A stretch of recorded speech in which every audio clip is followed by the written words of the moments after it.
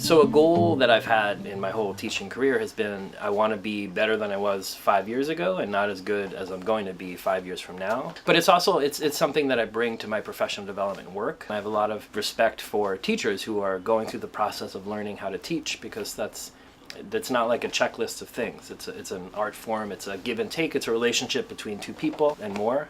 A lot of what I try to do in my work with teachers begins with that, because teachers struggle, or I struggle, and I think many other teachers struggle with, we want to help our students, right? And so when a student asks you, how do you solve this? Or one response to that is to say, well, here's how you responded. Why does it feel good to tell? It's fast. It's empowering, I guess. In what way? That okay, so as a teacher, you're supposed to, in the old model, you're the knowledge base. Uh-huh. And if you're reaffirming that thought by you telling the answer, you're basically telling yourself that you are the knowledge base. It makes you feel better. I think in adulthood, there's a big heart part to it. They really want to help that person, so they feel like they're doing the right thing by telling, I'm letting you in. Your life's on hold waiting to take this test. I'm trying to speed things up. Let me just tell you how to do it. But there's something missing from that, which is, their growing independence. We've done a lot of the math for them if we take all the relevant pieces and parts and put it together and just say, here's the neat package. My instinct is to rescue them and to save them, and I have to stop doing it, which is why because then it's not them finding there's a big difference between them figuring it out and them following what I did. Because that doesn't make them a math person, that just makes them good at following directions. Right.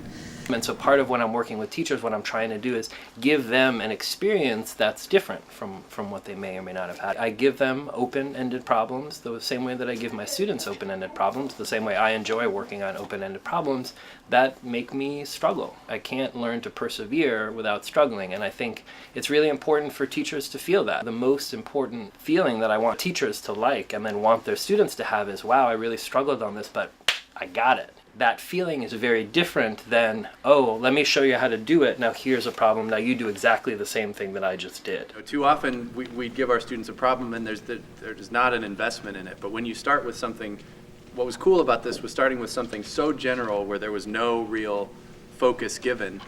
And then by talking to each other and walking around and doing all this, we all got so much more inquisitive about this situation. And in doing that, got more out of it than if it had just been a problem. So I thought that was cool. We wanted to do an activity at the Institute that I've since started doing with myself, because I think it's just a nice structure for thinking about, a changing progression of instruction, because none of us have figured it all out. Just that idea of thinking about your own development and your own evolution as a teacher. An important part of that process is stopping and reflecting and kind of thinking about what change is happening. It's a changing process because we're always changing the way we view things, the way we disseminate information. So it's a changing process. It's also about a tool belt. I don't know a better way to say this at this point. Yeah, you're right. It's about taking what you've learned and applying it To your exactly.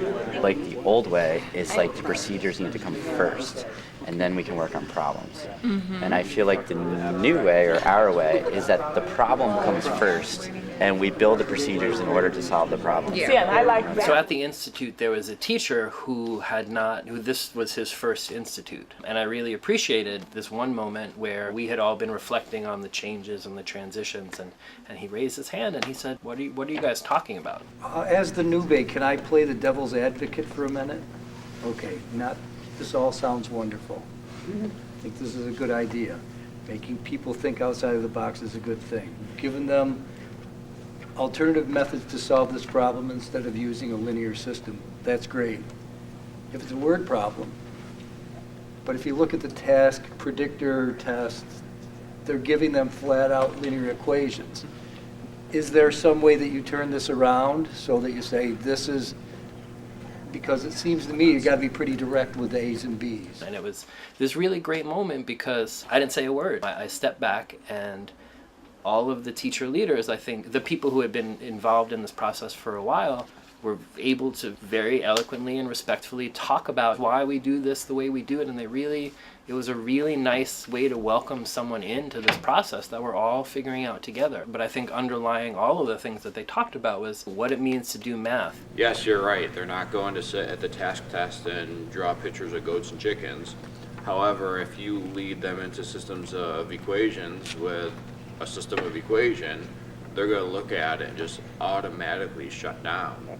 Whereas if they're working on these problems, and you lead into it with that, you're giving them confidence. And at the end, you're like, hey, look what you just did. Good, And then down the road, when they're getting ready, you know, when it's kind of cram time for the task, and you're showing them these things, I remember, you know, I did this. I did it with pictures. Now how can we do it in a more direct way? Okay, that's a reasonable. You know, it gives them I feel the confidence. same way about it. Yeah, I've just told them, you know, lots of people have tried to teach you how to do math and it hasn't worked. So now we're trying to teach you how to think like a mathematician instead.